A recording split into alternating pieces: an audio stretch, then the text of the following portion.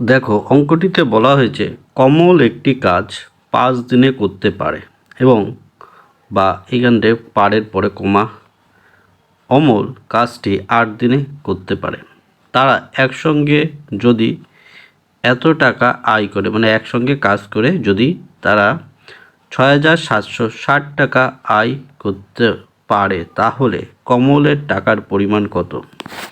কমল কে লিখছি আমরা, আর অমলে এ লিখছি। ঠিক আছে, কমল কত দিনে করে? 5 দিনে একটি কাজ করতে পারে। অমল কত দিনে করতে পারে? অমল করে 8 দিনে কাজটি, 8 দিনে। এরপর লক্ষ্য করো, আমরা এই দুটোর লসও করব এবং এই দুটোর যদি আমরা লসও করি তাহলে অনেক বড় হয়ে যাবে, মানে যেটা আমরা নর্মাল প্রক্রিয়ায় করি। 5 8 40, এই ক্ষেত্রে 5 দিয়ে করলে 8 এবং 8 দিয়ে করলে এখানে 5 আসবে। ঠিক আছে, এই দুটো হয়ে গেল। তবে আমাদের খেয়াল রাখতে হবে যে এটাই হচ্ছে, এই যে 8 পাচ্ছি, এই 8 এবং এই 5, এইগুলোই হচ্ছে এদের টোটাল কাজের যে সময়কাল, সেটা হচ্ছে এই 8 দিন এবং 5 দিন।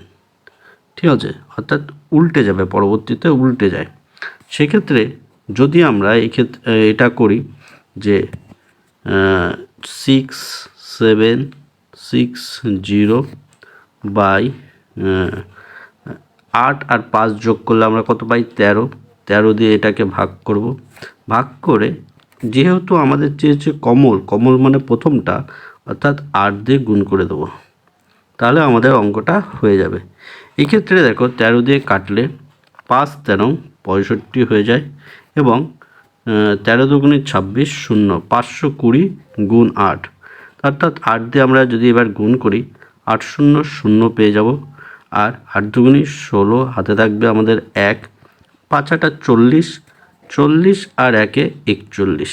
আমাদের এই যে 4160 টাকা, এই 4160 টাকাই হচ্ছে কমল আয় করবে। টোটাল 6760 টাকার মধ্যে কমলের আয় হবে 4160 টাকা। অর্থাৎ কমল একটু বেশি টাকা আয় করছে এবং অমল আরও কম টাকা আয় করবে, যেহেতু তার বেশি দিন লাগছে।